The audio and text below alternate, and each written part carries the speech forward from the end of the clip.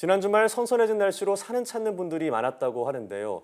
특히 산등성이마다 울긋불긋한 단풍이 내려앉아서 가을의 정취를 물씬 느낄 수 있었다고 합니다. 네. 변화가 뚜렷한 계절인 만큼 가을과 관련한 속담이 다양한데요. 네, 오늘 날씨 학개론에서는 날씨와 속담에 관한 이야기 나눠보겠습니다. K웨더 반기성 센터장과 함께합니다. 어서 오세요. 네, 안녕하세요. 네, 자, 우리나라 속담에는 조상들의 슬기와 지혜가 담겨 있다고 하는데요. 가을과 관련한 속담 중에 귀뚜라미가 힘차게 울면 날이 따뜻하다 이런 속담이 있습니다. 근데 여기에도 과학적인 근거가 있다고요? 네, 그렇습니다. 이제 이 가을을 가장 잘 알려주는 곤충이 귀뚜라미죠. 네. 옛날에 이제 고향을 멀리 떠날 때 뭐 귀뚜라미를 가지고 다니는 그런 사람도 있었다 그래요. 네. 이제 귀뚜라미 소리를 쭉 들어보면 말이죠. 초가을은 아주 힘차게 울던 귀뚜라미가 늦가을로 접어들면 울음소리가 상당히 작아집니다. 네. 이게 왜 그러냐면 말이죠. 귀뚜라미는 냉열 동물이기 때문에 체온은 항상 주변 온도와 같아요. 그래서 기온이 높아지면 활기가 막 넘치지만 반대로 기온이 낮아지면 위축되는 것이죠. 귀뚜라미는 앞날개에 한 50개에서 250개 이빨 같은 것이 돋아나 있는데요. 네. 이것들이 서로 엇갈리면서 아름다운 울음을 만들어냅니다. 그래서 귀뚜라미가 가장 활동적이면서 아름다운 소리를 낼 때 기온이 한 24도 정도라고 합니다. 네. 이게 이제 통계적으로 보면 한 9월경인데요. 의구의 곤충학자들이 조사를 해보니까 귀뚜라미 울음소리는 기온에 따라서 일정한 법칙이 있다고 합니다. 귀뚜라미 울음소리를 14초 동안 세고요. 네. 40을 더하면 그때의 화씨 온도가 바로 그것이라는 것이죠. 이제 예를 들어서 귀뚜라미가 14초 동안에 35번을 울었다. 그렇다면 화씨 온도는 75도가 되거든요. 예. 이것을 이제 섭씨 온도로 환산하면 24도가 됩니다. 정말 이 속담에 과학적인 근거가 있었네요. 네. 자, 신기한데 그 옛 선조들이 또 이제 북쪽으로부터 날아오는 두루미를 보고 그해 이제 가을의 날씨를 기온을 예측했다고 하는데 어떤 얘기인가요? 그렇죠. 두루미가 일찍 날아오면 늦가을이 춥지 않다. 네. 이게 이제 바로 그 속담이죠. 이제 이 시베리아에서 지나던 두루미가 우리나라로 날아오는 10월 하순경은 굉장히 차고 건조한 시베리아 고기압이 발달하면서 지상에서부터 상층까지 우리나라 쪽으로 북서풍 혹은 북풍이 불어내립니다. 예. 두루미는 참 놀랍게도 이 북서풍을 타고 우리나라로 날아와요.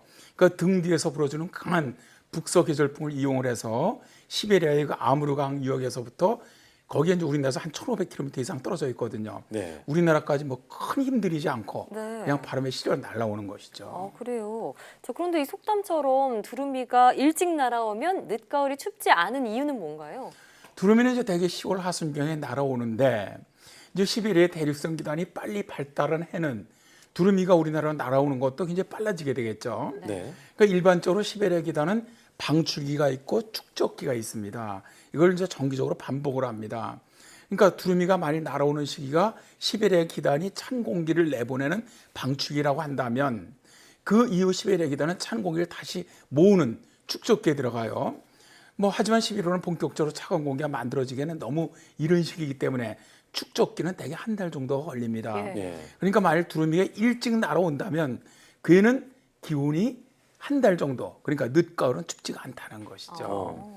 그래서 두루미는 이게 보면요, 기상대에서 이 계절의 빠르고 늦음을 측정하는 지표 동물로 지정돼 있기도 합니다. 네, 앞서 귀뚜라미뿐만 아니라 두루미를 통해서도 날씨를 예측했던 선조들의 어떤 지혜를 엿볼 수 있었던 것 같습니다. 네. 또 이렇게 가을에 관한 속담이 또 어떤 게 있나요?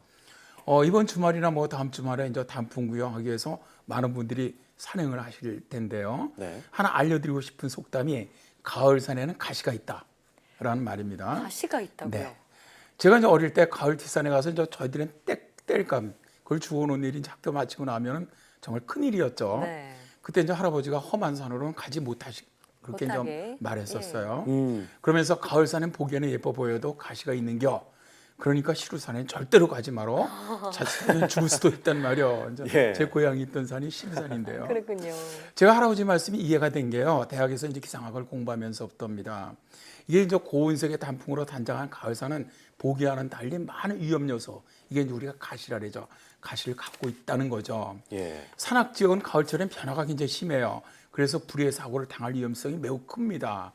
산의 기상학적 특징은 고도와 지형의 복잡성 때문에 국지풍이 좀 강하고요. 난기류 또 돌풍 현상이 자주 나타나거든요. 예. 그리고 또 자주 흐리고 정상에서는 선악성 눈이나 비가 쏟아지는 등 이런 국지적 악기상이 발생하기도 합니다. 또 이제 평지와 달리 해가 지기 전에 급격히 어두워지고요. 낮과 밤의 기온차가 굉장히 큽니다. 네. 그러다 보니까 이 통계에 따르면 산악사고의 36%는 급변하는 날씨, 강한 바람, 낮은 기온 이런 기상학적 특성 때문에 발생한다고 해요. 네. 그래서 이제 가을산에서 가장 위험한 것은 사실은 체감 온도죠. 그러니까 기온이 뚝 떨어지면서 일어나는 그런 사고가 가장 큽니다. 네, 요즘 정말 날씨가 기온 변화도 크고요. 해도 빨리 지잖아요. 네. 가을에 산행 갈 때는 사고 위험성이 높아지니까 더더욱 주의를 해야겠습니다. 또 소개해 주실 속담이 있다고요? 마지막으로 소개해드릴 속담이요. 네. 서리 뒤에는 따뜻하고요, 눈 뒤에는 네. 춥다라는 속담입니다. 예. 근데 사실은 이제 많은 분들이 속담을 얘기하면 옛날 뭐 이런 그냥 좀 무시를 하는데 굉장히 과학적이에요. 그러네요. 가만히 분석을 해보면요, 저도 기상학을 전공했지만 참 과학적이라는 생각이 예. 드는데, 네. 제가 이제 어릴 때 늦가을에 이렇게 서리가 하얗게 내리면요, 야 오늘 낮엔 제법 따뜻하겠구나. 라고 이제 할아버지가 말씀하셨어요. 네. 그리고 우리 할아버지는 눈이 내리는 날에는 서리 뒤에는 따뜻한데 눈 뒤에는 추운 법이요. 그러니까 내일 학교 갈 때는 옷을 좀 두툼하게 입고 가거라. 예. 이렇게 말씀하셨거든요.